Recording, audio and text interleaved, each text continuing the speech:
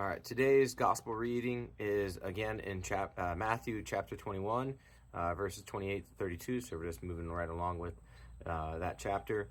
It is also an explanation according to the Blessed Theophylact, who is a 11th century archbishop of Ohrid and Bulgaria. Again, I do these with his explanation. He is a church father and knows a whole lot more about the Gospels and the Bible than what I can say. But what think ye? A certain man had 2 sons, and he came to the first and said, Son, go work today in my vineyard. He answered and said, I will not. But afterward he repented and went. And he came to the second and said likewise. And he answered and said, I go, sir, and went not. Which of these 2 did the will of his father? They say unto him, the first.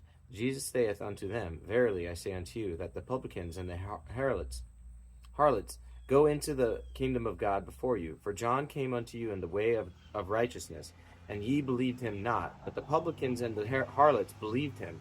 And ye, when ye had seen it, repented not afterward, that he might believe him. And so the explanation, he introduces 2 types of men. One type are those who promised from the beginning.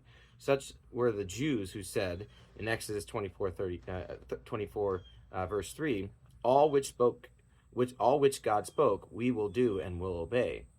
The other type are those who disobeyed, such as are the publicans and the harlots, but also the people of the Gentiles, who are from the beginning were not obedient to the will of God, but later they repented and obeyed.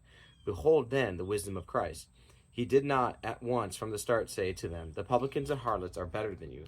But first he got the upper hand over them, and they confessed that of the 2 sons, he who did the will of the Father was the obedient one.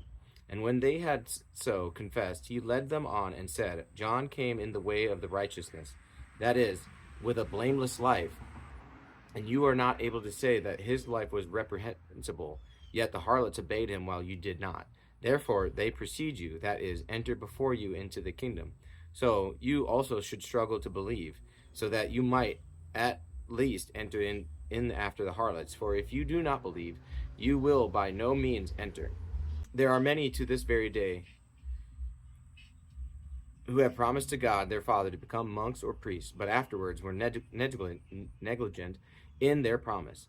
But there are others who did not promise to lead a monastic or priestly life, but now they are monks and priests. So the obedient sons are those who act, although they promised nothing.